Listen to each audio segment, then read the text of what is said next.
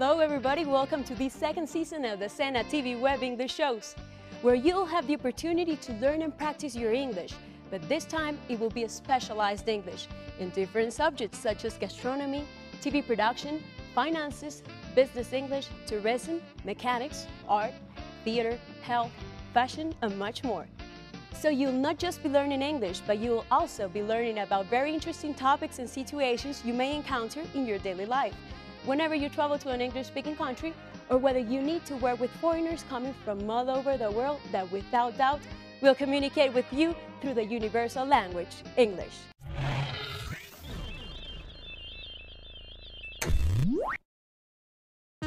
Hoy, capítulo 1. Bilingüismo, inglés.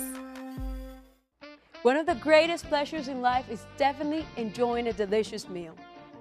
Today we're going to see different aspects of the study of food and culture, gastronomy. But gastronomy is more than a science.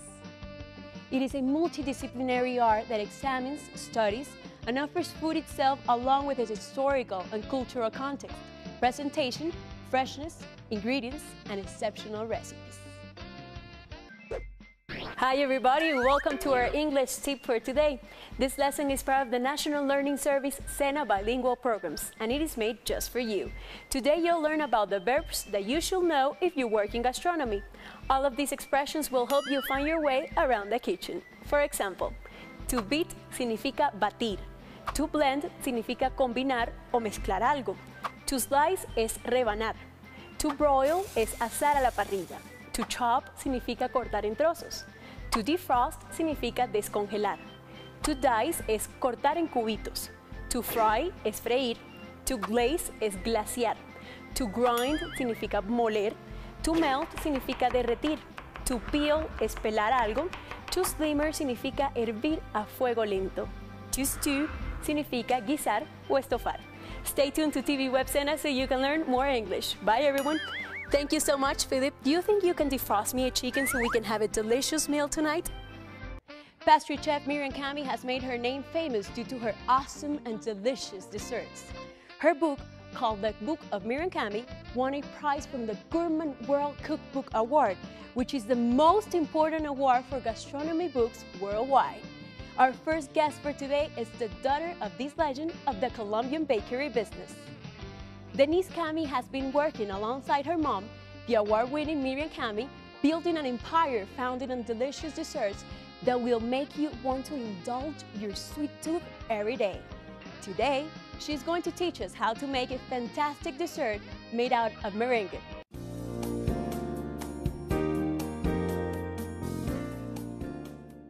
The story of Miriam Cami began 30 years ago in our kitchen in a house in the calle 106. My mother started making desserts for her friends, and she would do the chocolate meringue. That was the first one. Then we began doing a little more variety of desserts, but we were doing that in our kitchen for at least 15 years. And then afterwards we moved to a small place, and then another one, and now here in the calle 81. If someone wants to be a good baker,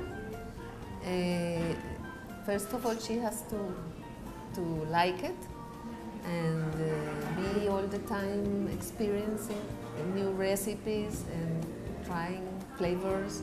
No, always be on top of it. Enjoy it.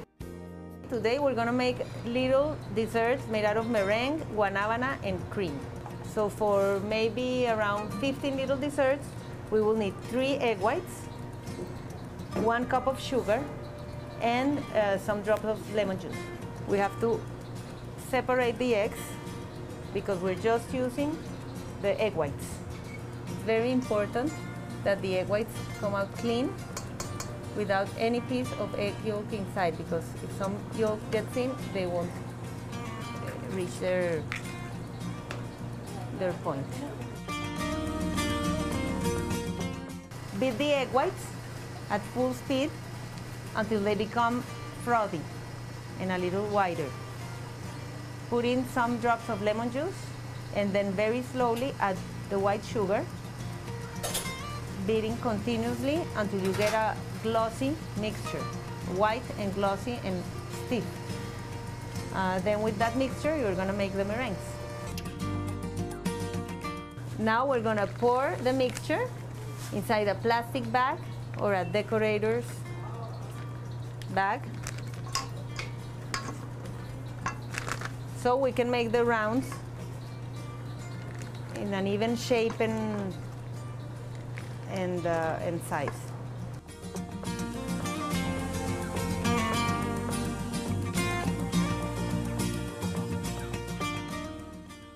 Prepare the baking sheet with aluminum foil and then make the rounds of meringue a little bit apart one of another so they don't stick together in the oven.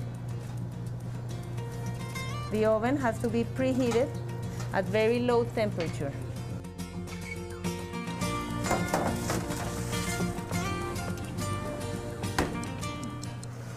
The meringues are now cool enough.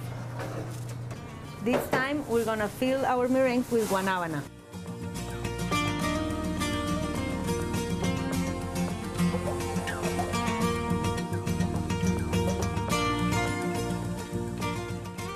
Another part of the filling is the fresh whipped cream.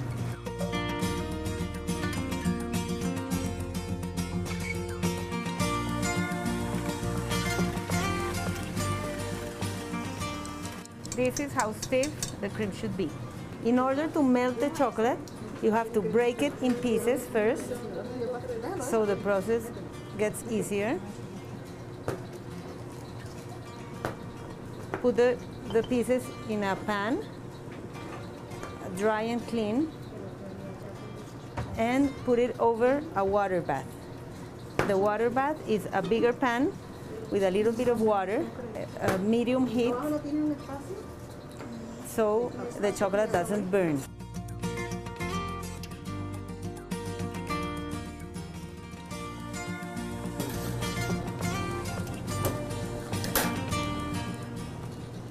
We are filling the meringues with some whipped cream.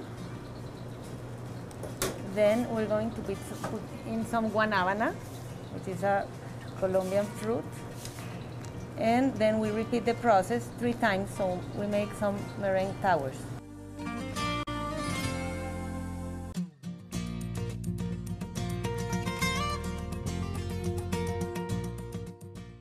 Top it with the meringue again and decorate with some melted chocolate.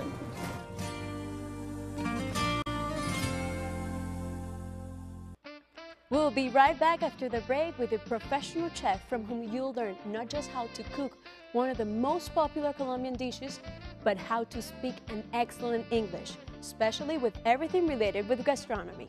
Stay tuned. Do you know what to bake something means? Seguimos con TV Web Educativa. Estás viendo Bilingüismo, Inglés. Capítulo 1. Do you know what to bake something means? Bake. To bake means to cook in an oven or an oven-type appliance. Covered or uncovered containers may be used. Bake significa hornear. For example, she loves baking cookies for her kids. Martha is baking a birthday cake for her husband. One of the most popular Colombian dishes is called sancocho. The word sancocho comes from the Spanish verb sancochar, which means to parboil, that is a partial boiling of food in the cooking process. This famous sancocho is a traditional soup often considered a stew. It usually consists of large pieces of meat and vegetables served in a broth, which means caldo in Spanish. Today, I'm going to introduce you to a special chef. His name is Ivan Francisco Escobar. He studied gastronomy, he lived 10 years in the United States, has worked in hotels, restaurants, and today he has his own business, obviously related to what he loves the most, cooking. Take notes so you can be a good host and impress your friends with this delicious short rib sancocho. The short rib sancocho comes from the Caribbean coast of the country And most of the ingredients used in this particular dish come from that region. And that gives the sancocho a very distinctive taste and a strong personality. Now, the first step when it comes to cooking the sancocho will be taking care of the things that take the longest times. Items such as the short rib and the green plantains. We want the bone. The bone is what's going to give them that nice flavor, and it's going to make sure that that quiche just tastes great. Next step will be our green plantains. We're going to use about a tablespoon of salt. Fill this up until we can see the water. Make sure to close our lid, nice and firm. And now we can get ready to move on to our sancocho. I'm going to start with the sweet plantains. Okay, they're so sweet that if cooked together with the sancocho, we're definitely going to end up with a very sweet soup, and we don't want that. So we're just going to add these sweet plantains right here. Okay, no need of adding anything to cook that, just a little bit more water, and that will be all. Close the lid. I'm going to start just by showing you this yuca root, so beautiful. And what we're going to do is peel it, and we're ready to start building up our sancocho. Our ñame root is one of the other things I really like about the sancocho. It gives the soup a very distinctive taste. So we have our corn nice and rinsed and clean. And just like we did with everything else, we're going to go with inch thick medallions.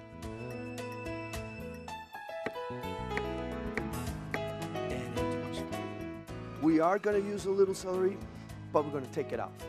We're only going to use this as flavor aid. Same with our green onions. Just like that. And throw it in our sandwich. Finally, I'm going to use a little pumpkin. This is just coming up just great. So once we rinse our potatoes out and we make sure that they're nice and clean, these guys I'm just going to throw in there just like that, okay? There's no need of peeling these guys. We don't want to overfill this neither. We want to go right about the handles, okay? It's the exact amount of water. We're going to use a very special type of pepper, a scented pepper, but this does give a great flavor to our sancocho. We're going to use about 2 tablespoons of salt. Now we're going to add a couple of chicken broth cubes. They have immense amount of flavors, and they just give that beautiful flavor of that chicken in our soup. If you don't stir it constantly, you're going to burn ingredients in the bottom of your pot. I just want you to see that the water is barely touching everything. When it comes to seasoning, I like to put a little paprika. We're going to add some little bit of a complete seasoning as well. This comes with a little garlic powder and some salt. So let's go ahead and give this a taste. I'm going to use my measuring spoon.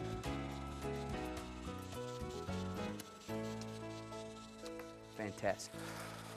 I'm going to use a whole garlic cloves. So that's that. Let's go ahead and cover our sancocho, full heat. We want this to be as high as possible.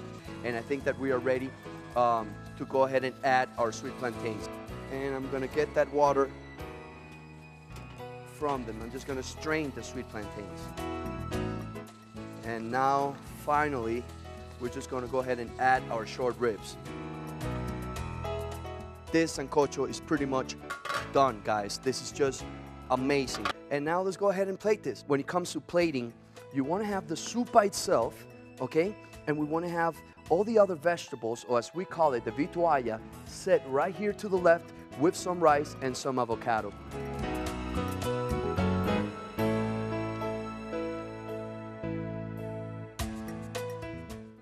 Amazing. There you have it. A short rib sancocho. We'll be right back after this short break with more entertainment, more gastronomy, and guess what? You'll have the chance to see some cocktails preparation.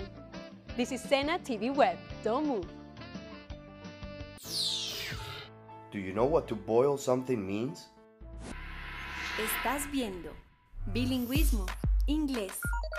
Capítulo 1. Do you know what to boil something means? Boil. To boil means to heat a liquid until it reaches a temperature at which the vapor pressure is large enough that bubbles form in the inside of the body liquid. Boil significa hervir. For example, I am going to boil some water for my tea. I am going to boil some eggs for breakfast. Our following guest has a special fund for Mediterranean cuisine. His restaurant, Teatreria, serves the tastiest dishes the Italian gastronomy has to offer. Today, Andrés Herrera is going to tell us about his fascination with this type of cooking, and he will also teach us how to make an ossobuco. Let's see how you can cook at home this particular Italian dish.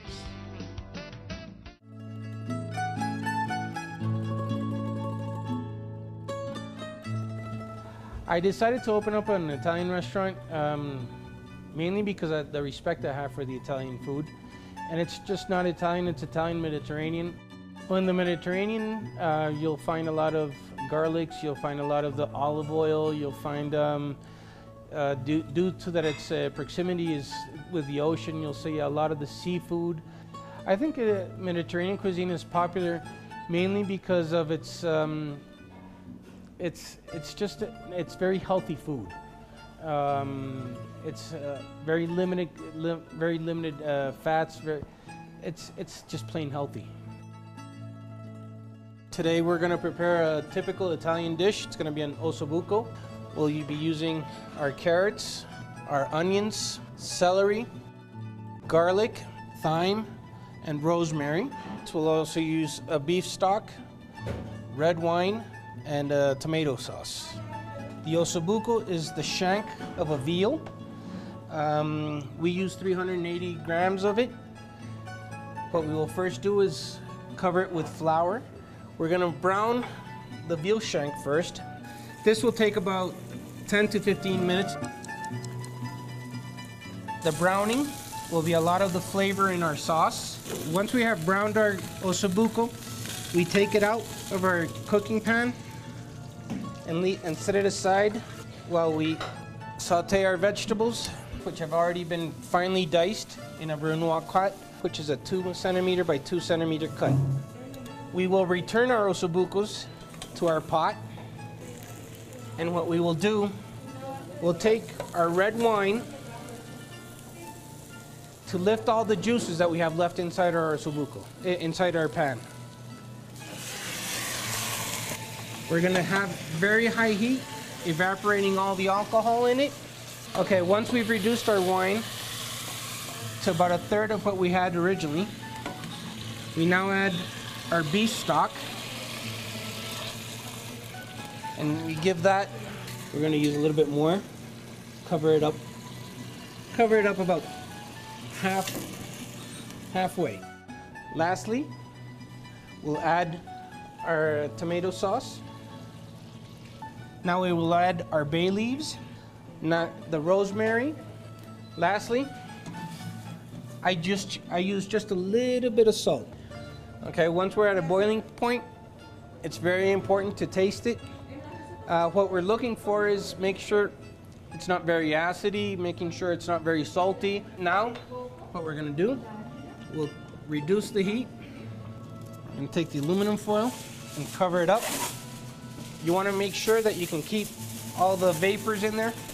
You want all that liquid to just evaporate. This cooking technique is called braising. So here in our kitchen, we have a wood burning oven, which is gonna be very different if you were at home. At home, you can make sure you have preheated your oven to about 325 degrees. This is a very long process, so it's going to be approximately 2.5 to 3 hours at a very low temperature. We're going to serve this dish with a little bit of pasta, and then we just use a little bit of scallions to give it a little bit of color, and there you have your ossobuco.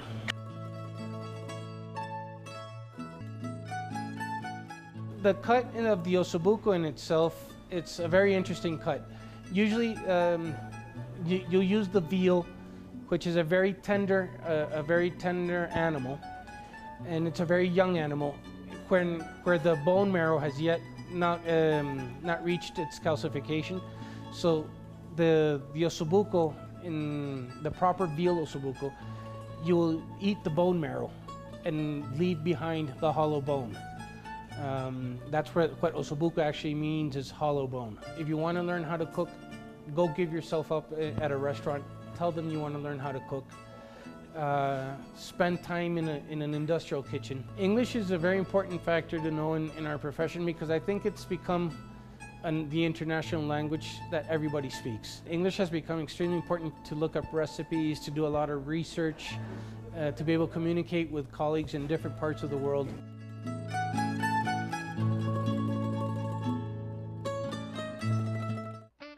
Our last guest is a food and beverages consultant. He's an expert in the creation, planning, and administration of exotic and exclusive bars and restaurants, leading with success one of the most renowned bars and restaurants in Cartagena and Bogotá. Roberto Carrascal is a professional mixologist, which means he's a skilled person in mixing liquors and fruits to produce exotic cocktails. Let's see what he has prepared for us.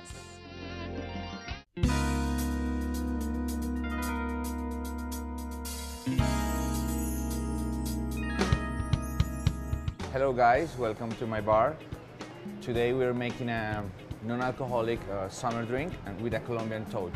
So we're gonna make a lulo mojito. We're using lemon, peppermint, of course lulo, and some water. After you've done this, you're gonna divide the lulo in two pieces. One of them will be used to muddle into the Boston glass. So let's add a couple of pieces of lemon and the lulo on the base. Let's add some castor sugar. 2 small spoons will be enough. After this, we're gonna muddle the drink. Now it's the turn for the peppermint. We're gonna take a few leaves, and again, we're gonna muddle. Now it's gonna get the proper mojito flavor with all this peppermint mix up. Very important to this mix that we're making on the Boston glass is to add some ice cubes. Let's add some water. Not very much because the ice is gonna melt anyway. And finally, we're going to shake. We break the Boston and shaker in the middle. We put everything into the highball glass. Now, for decoration, always use one of the main ingredients. In this case, you can decorate with a lemon slice, or you can use a peppermint leaves this way, or you can combine using the lulo.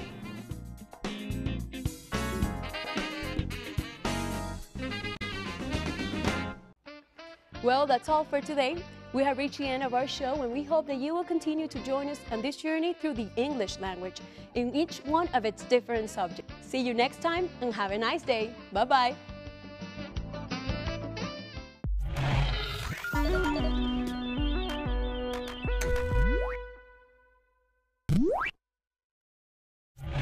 Acabas de ver Bilingüismo, Inglés.